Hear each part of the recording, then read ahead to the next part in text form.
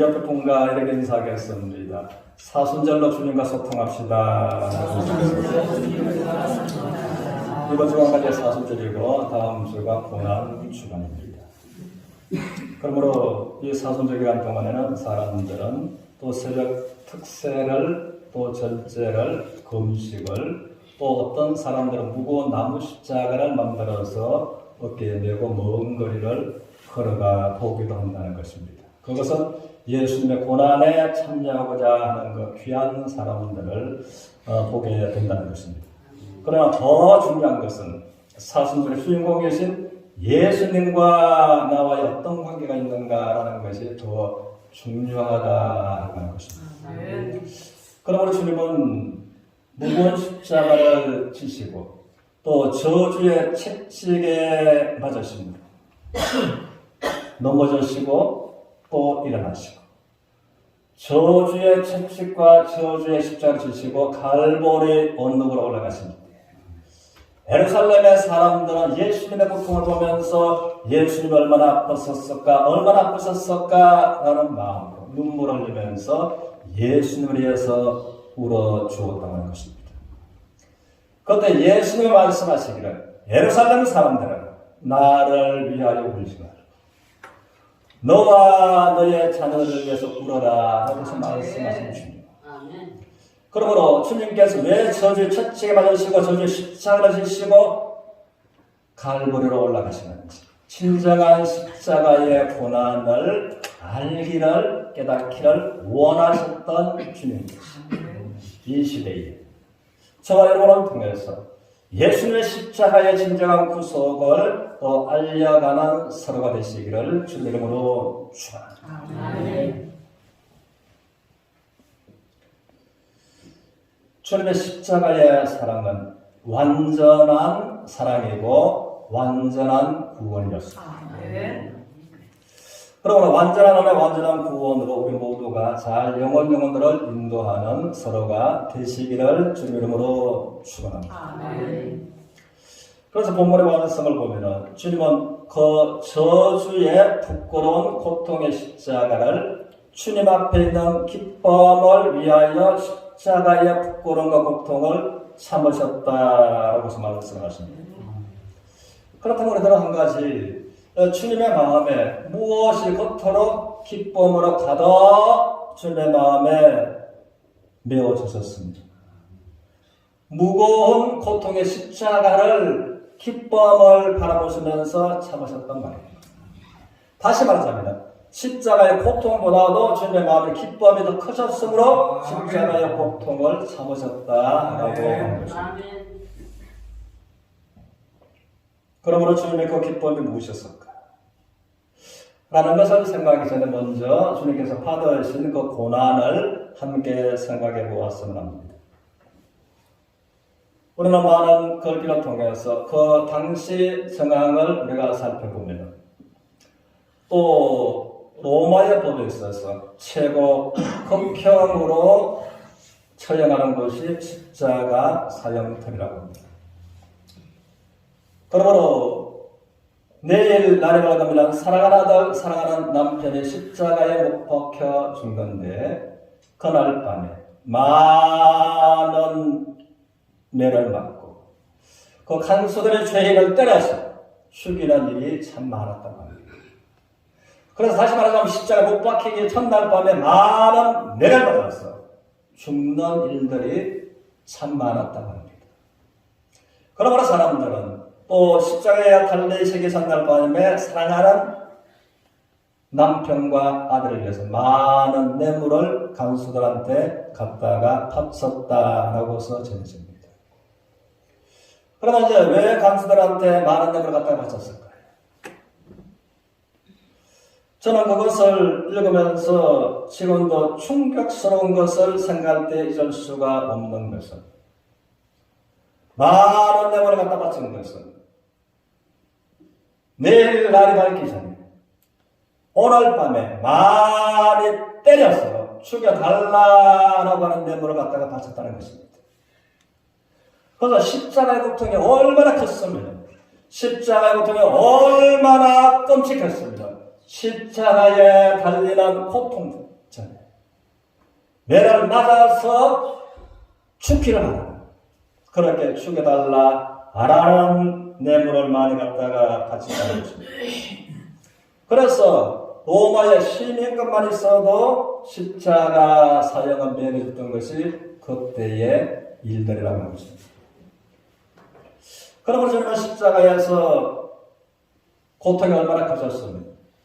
우리 이사야서 53장과 10편, 22편을 메시아 고난의 예언서다라고 해서 알고 있습니다. 그러므로 저는 십자가에 달리셔서 나의 온몸의 뼈마디 하나하나를 다 내가 헤아릴 수 있었다라고 해서 말씀을 하십니다. 또 주님은 뿐만 아니라 나의 덩어리는 밭고랑처럼 우목하게 다 파졌다라고 해서 주님은 말씀을 예언서를 통해서 하셨습니다.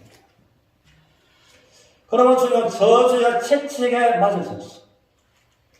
한 번 맞으면 한 번 살집이 함께 떨어져 나옵니다.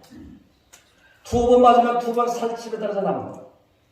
그래서 주님의 덩어리, 이제는 사기 옷을 벗겨놓고서 맨살을 채찍으로 내려주십니다. 채찍 끝에 날카로운 나무로서 이제 쇠붙이가 붙어 있습니다. 어떤 고통보다도 나비에 의해서 피부가 오르시는 그 고통은 말할 수 없이 더 컸다고 합니다. 그래서 저주의 채찍에 맞아서 주님의 덩어리가 살집이 다 파집니다. 밭고랑처럼 우묵하게 파지는 고통을 주님은 당하셨다라고 하는 것입니다. 그래서 성경을 말하기를 요한복음 19장 34절에서 이렇게 말합니다. 같이 읽겠습니다. 시작.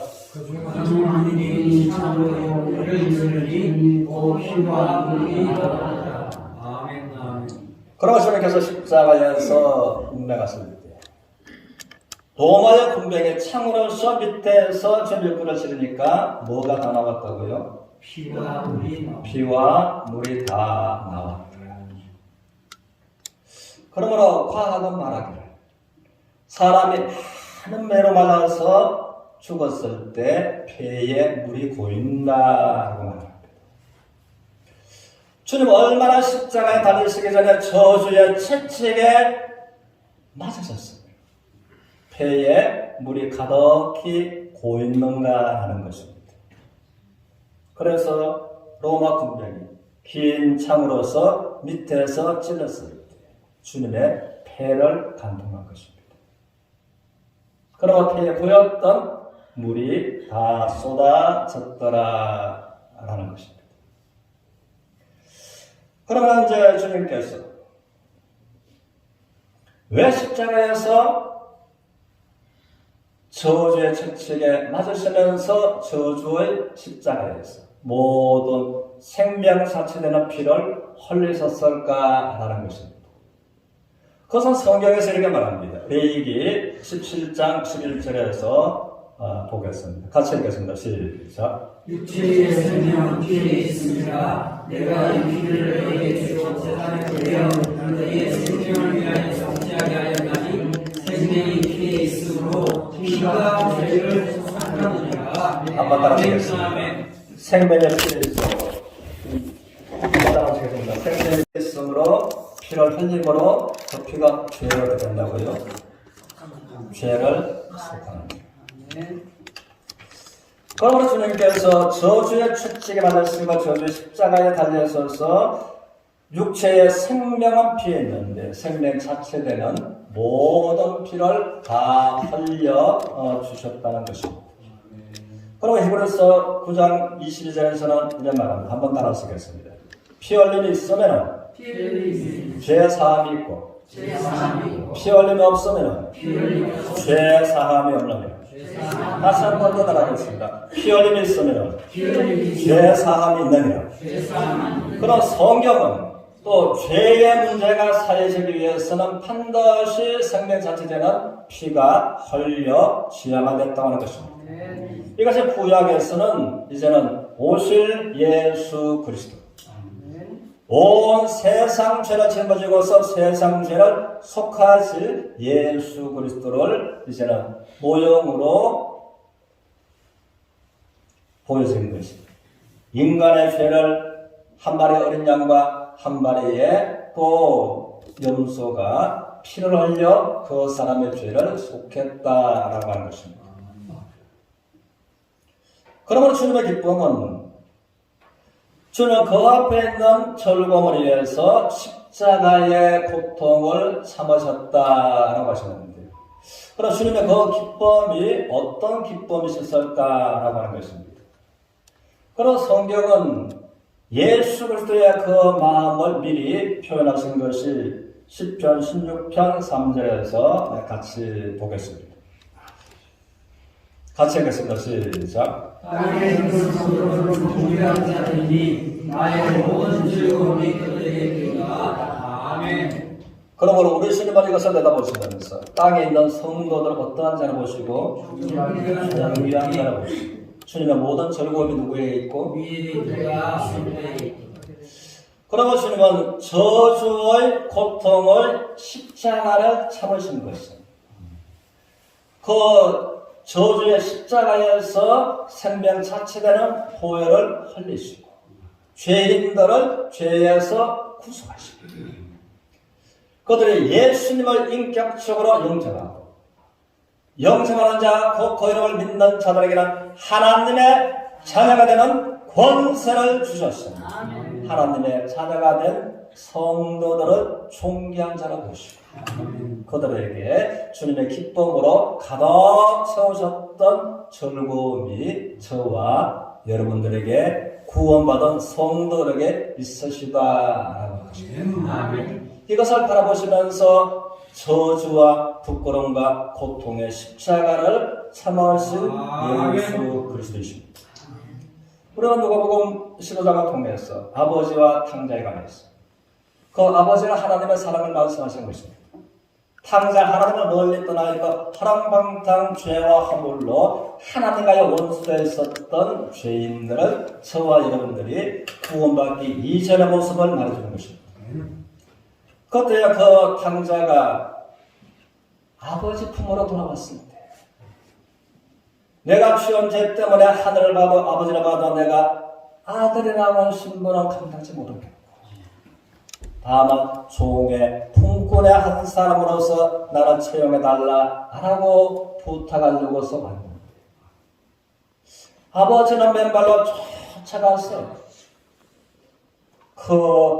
거지라도 그런 상거지가 없는데 그를 부득이 안고 입을 맞추고 기뻐서 즐거워서 기쁨을 감당할 수 없는 그러면 아버지는 종들한테 가장 좋은 옷을 갈아입히고 손에 가락지를 다시 끼우죠.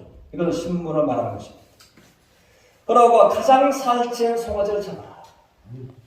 이는 잃었다가 얻은 내 아들, 죽었다가 다시 살아난 내 아들이다. 그럼 내가 즐거워하는 것이 마땅치 않느냐라고 하는 거죠.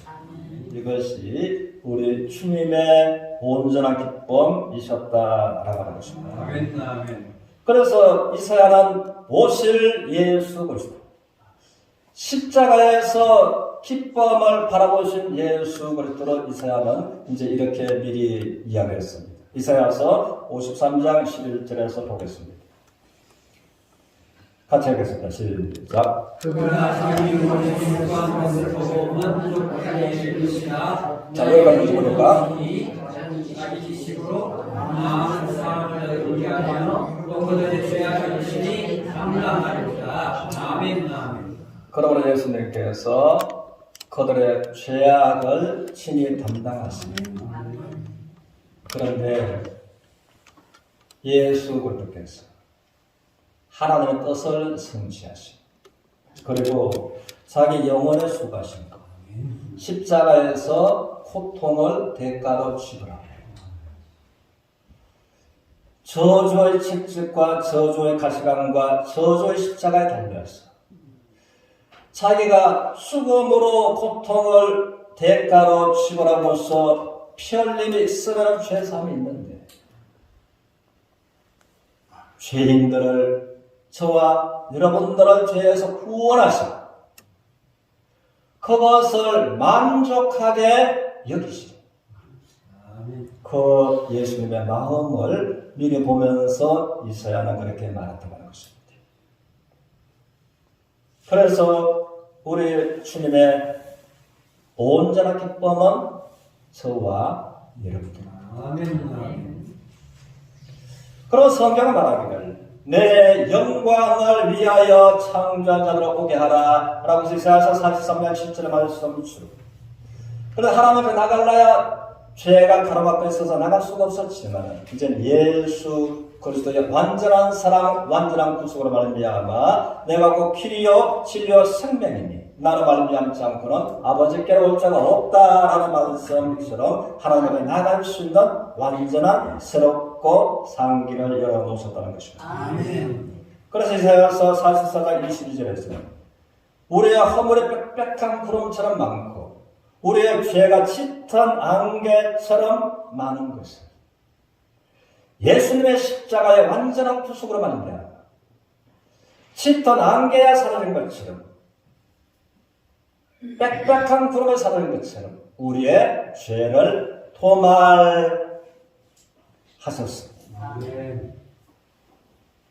너는 내게로 돌아오라 라고 지금도 사랑의 팔로서 우리를 안으시려고서 기다리고 계십니다. 그럼 우리는 아까 보면 한 번 따랐습니다. 하나님의 영광을 가로막는 대적이 있다. 다시 한 번 더 하겠습니다. 하나님의 영광을 가로막는 대적이 있습니다. 하나님의 영광을 가로막는 대적이 있습니다. 이 대적이 무엇인가? 우리 고린도후서 4장 4절을 보겠습니다. 우리 같이 읽겠습니다. 시작. 우주의 세상에 지어낸 자의 마음을 보호하게 하여 그의 영광의 몸을 강제하지 못하게 하니 그리스도는 하나님의 영광입니다. 아멘. 그리스도의 영광의 복음을 광채의 빛을 하나님은 사람들 마음에 비추십니다. 그리스도의 영광의 복음을 광채의 빛이 마음에 비치면 구원받는데 죄사함 받는데 그리스도의 영광의 복음의 광채의 빛이 사람들의 마음에 비치지 못하게 가로막고 있는 대적이 누구라고요? 이 세상의 이 세상의 신들, 악한 영들이 오는 것입니다. 그래서 저는 이제 신문을 보면서 우리나라의 국회의원이 300명인데 40%가 기독교인들이다라는 것입니다. 국회의원 40%가 기독교인들입니다. 그들의 마음속에 진정으로 그리스도의 영광을 아는 복음의 광채의 빛이 40% 국회의원들한테 비춰졌더라면 그가 정말 하나님을 경외하고 예수 그리스도를 주님으로 고백하는 삶을 사는 사람들이라면 대한민국의 열린 국회에 놀라운 변화가 일어날 것입니다. 아멘. 그러나 하나님의 영광을 가로막는 이 공중의 악한 영들로 말입니다. 그래서 영광의 복음의 광채 빛이 비치지 못하게 하는 이 대적으로 말미암아 국회로부터 전시 이것을 우리가 알고 그래서 성경은 말하기를 우리의 싸움의 대상은 혈과 육에 속하는 것이 아니라 공중의 악한 영들을 상대하는 것이다. 권세자들의 마음을 통해서 정사자들의 마음을 통해서 영광의 복음의 광채가 비치지 못하게 가로막고 있는 이것을 우리가 생각하면서 하나님의 말씀처럼 한번 따라주겠습니다. 너희는 하나님께 복종할지어다. 마귀를 대적하라. 그리하면 너희가 피하리라. 야고보서 4장 10절의 말씀처럼 그러므로 주님은 우리를 온전하게 하시는 이인 예수 그리스도를 바라보자. 우리를 온전하게 하시다. 구원으로 온전하게 하시잖아요. 또 복음으로 교회가 온전하게 회복되기를 원하시다. 복음으로 국회가 달라지고 복음으로 대한민국이 온전하게 새로워지기를 원하시는 하나님의 마음으로 믿음으로 선포하면서 부르짖으면서 바라보면서 나아가는 서로가 되시기를 주님 이름으로 축원합니다. 아멘.